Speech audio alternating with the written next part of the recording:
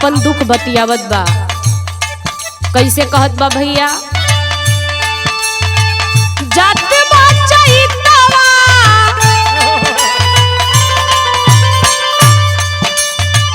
जाते बा चैतवा भुलैले मोरे राजा जी। जाते बा चैतवा भुलैले मोरे राजा जी। धके रेलगाड़ी नाही अइले मोरे राजा जी।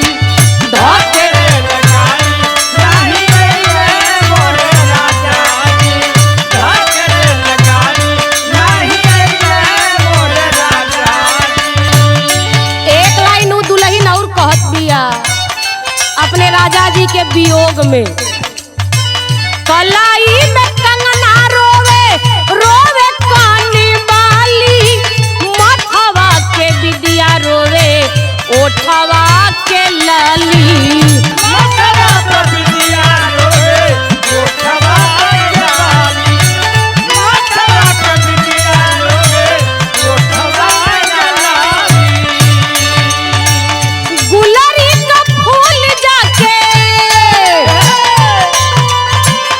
गुलरी का फूल जाके भइले मोरे राजा जी।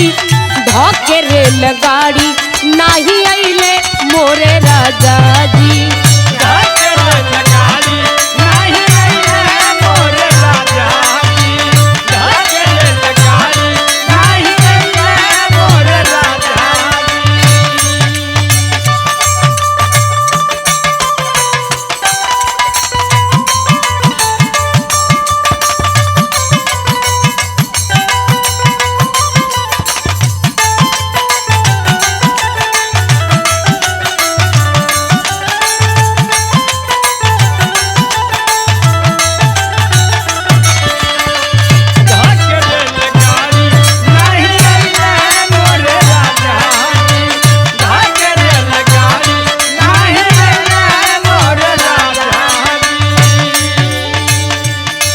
गौना करा के घरे हमरा के छोड़ के रउआ चली गईले।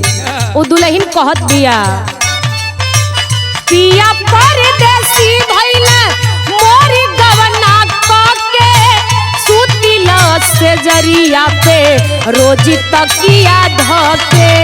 सुतिला से जरिया पे रोजी तकिया धके। सुतिला से जरिया पे रोजी तकिया धके। जोहती जोहती गेहुआ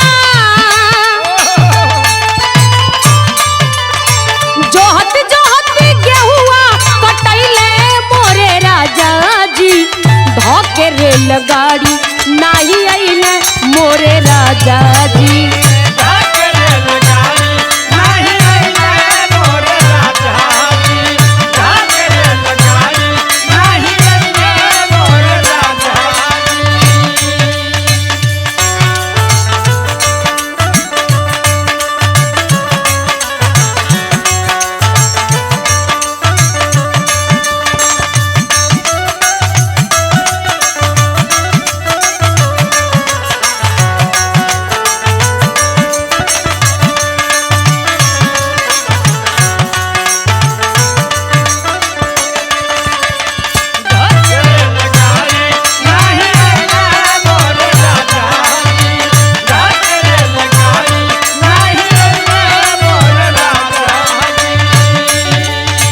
लास्ट में वो बिरहिन कहत दिया, ए सैया जी इतना सजा हमरा के रउआ देत बानी, आखिर हमार कसूर का बा, हमार गलती का बा। उ दुल्हन कहत दिया, राम शीश कवना कसूर के दिहली साजा।